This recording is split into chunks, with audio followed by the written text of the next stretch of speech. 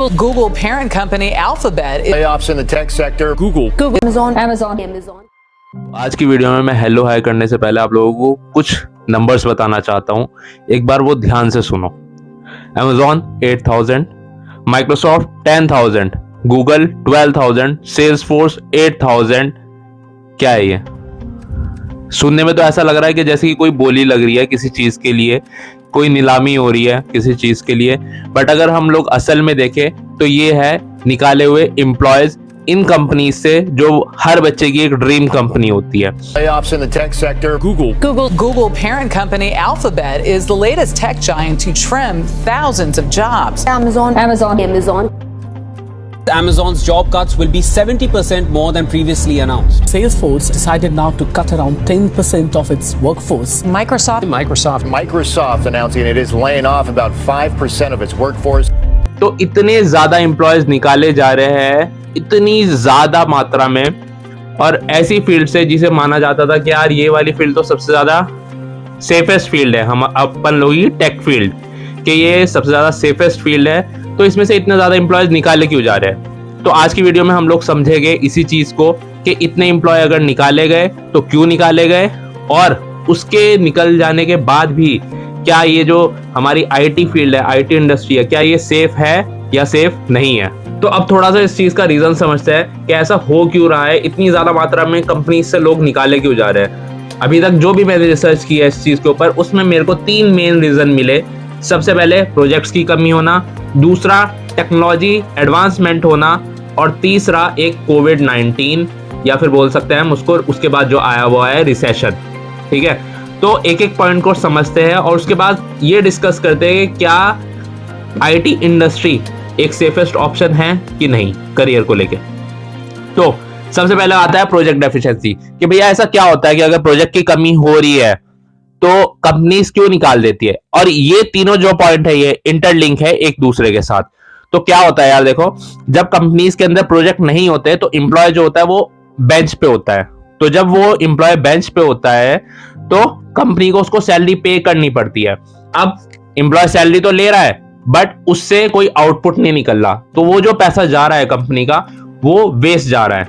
ठीक है, तो सबसे पहला रीजन एक ये भी हो सकता है एम्प्लॉयज को निकालने का कि वहां पे प्रोजेक्ट नहीं है। अब प्रोजेक्ट नहीं है तो बंदा बेंच पे है, अब बेंच पे है तो सैलरी आ रही है बट उससे कोई आउटपुट नहीं जा रहा। तो कंपनी का अगर देखा जाए तो वो जो पैसा जा रहा है वो वेस्ट हो रहा है, तो कंपनी को अपनी कॉस्ट कट करनी है वहां पे, तो उसको क्या करना पड़ेगा, उसको एम्प्लॉय को निकालना पड़ेगा वहां से।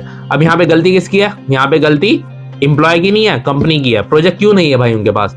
अब एम्प्लॉय तो खुद से नहीं कहता ना कि मेरे को बेंच पे बैठना है, एम्प्लॉय तो बोलता है कि मेरे को करना है काम, बट कंपनी के पास नहीं है प्रोजेक्ट, तो क्या कर सकते हैं इसमें, तो वो क्या करते हैं, एम्प्लॉयज को निकाल देते हैं। अब दूसरा रीजन मैंने आपको क्या बताया, टेक्नोलॉजी एडवांसमेंट। जैसे कि बहुत सी कंपनीज आजकल ऐसे भी देख रही है कि हमें जो मैन वर्क फोर्स है उसको कम करना है और उसको रिप्लेस करना है टेक्नोलॉजी से, ताकि उनकी ज्यादा से ज्यादा कॉस्ट बच सके और जो सैलरी जा रही है बहुत से एम्प्लॉयज के पास वो बच सके और वो उनकी ग्रोथ में लग सके।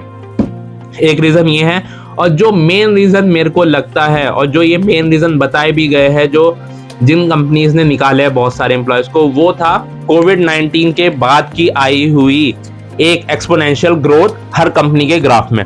तो क्या हुआ, जब कोविड-19 आया था तो उसके बाद हर कंपनी को एक एक्सपोनेंशियल ग्रोथ देखने को मिली थी, कोविड-19 के टाइम पे।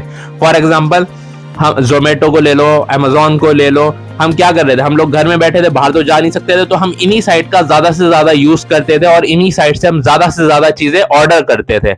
तो क्या हो रहा था, हर कंपनी का, ऐसे जितनी भी आईटी कंपनीज है उनका ग्राफ बहुत ज्यादा एक्सपोनेंशियली ग्रो कर रहा था।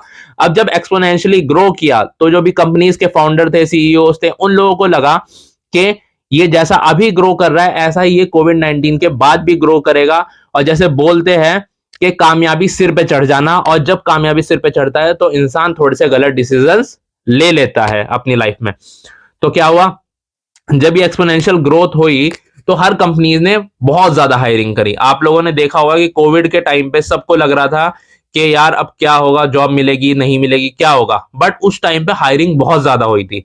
अब जब हायरिंग बहुत ज्यादा हुई थी तो कंपनीज को उस टाइम पे लग रहा था कि काम भी बहुत ज्यादा होगा कोविड के बाद, बट कोविड-19 खत्म होने के बाद जैसा कंपनीज ने सोचा था कि हम लोगों को इस तरह की ग्रोथ मिलेगी, उस तरह की ग्रोथ नहीं मिल रही।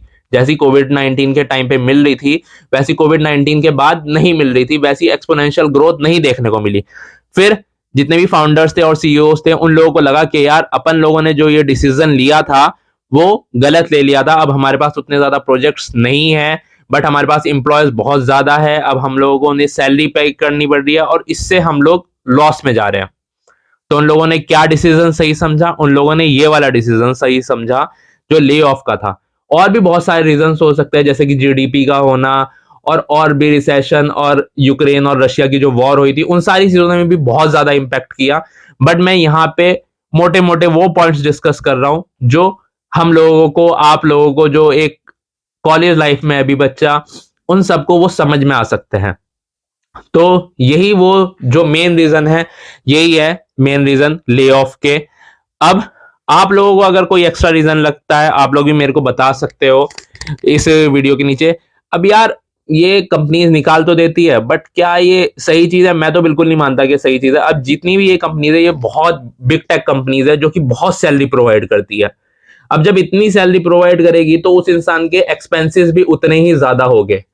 अब अगर ले ऑफ किया जाएगा तो उस इंसान के जो एक्सपेंसेस हो गए, फॉर एग्जांपल किसी ने अपनी ईएमआई चलाई हुई है, किसी का हाउस लोन है, तो उन सब के बाद एक बहुत बड़ा इंपैक्ट आता है दिमाग पे। हालांकि अगर कोई इन कंपनीज में काम कर रहा है तो वो बहुत ज्यादा टैलेंटेड है अकॉर्डिंग टू मी, और है वो टैलेंटेड क्योंकि वो इसमें काम कर रहा है और वो बहुत इजीली किसी दूसरी कंपनी में बहुत अच्छी जॉब ले लेगा, बट उसमें थोड़ा सा टाइम लगेगा और वो जो टाइम लगेगा वो उसके लिए बहुत प्रेशर वाला टाइम होगा। तो मेरे को ये चीजें बिल्कुल भी सही नहीं लगती क्योंकि इंसान के मन में एक बहुत प्रेशर बन जाता है। बट मैं इतना ही बोलना चाहूंगा, अगर किसी के साथ ऐसा हुआ भी है तो इंशाल्लाह आप लोग बहुत अच्छा ग्रो करोगे लाइफ में और इससे भी अच्छी बहुत ज्यादा अपॉर्चुनिटीज आप लोगों को मिलेगी। तो ये तो हो गए कुछ रीजंस जो मेरे को लगता है कि हाँ ये मेन रीजंस है ले ऑफ के। अब एक क्वेश्चन और है मन में कि भैया एक चीज और बताओ कि अगर इतना ज्यादा ले ऑफ चल रहा है, बिल्कुल भी सिक्योरिटी नहीं है इस फील्ड के अंदर, तो क्या हमारा इस फील्ड में आना सही है? या देखो सिक्योरिटी आज के टाइम में कहीं पे नहीं है अगर आप गवर्नमेंट जॉब को हटा दो तो, ठीक है। अभी मैं गवर्नमेंट जॉब की बात यहाँ पे नहीं करूंगा, हम लोग सिर्फ अपने आईटी सेक्टर की बात कर रहे हैं और बाकी जो आसपास के और सेक्टर्स है उनकी बात कर रहे हैं। अब अगर हम अपने प्राइवेट सेक्टर के अंदर आईटी को कंपेयर करें बाकी और सेक्टर्स के साथ और हम उनसे कंपेयर करें तो उनके कंपैरिजन में बहुत सही है, जॉब्स बहुत है। हाँ मान सकता हूं कि अभी का जो टाइम चल रहा है वो थोड़ा सा सिक्योरिटी पॉइंट ऑफ व्यू से सही नहीं है, उतना ज्यादा सेफेस्ट ऑप्शन नहीं है, बट अगर अभी भी देखा जाए तो जो बाकी के और ऑप्शंस है, जो बाकी की और फील्ड्स है इंजीनियरिंग में, उनसे बहुत ज्यादा सेफ है यहाँ पे इंडिया के अंदर।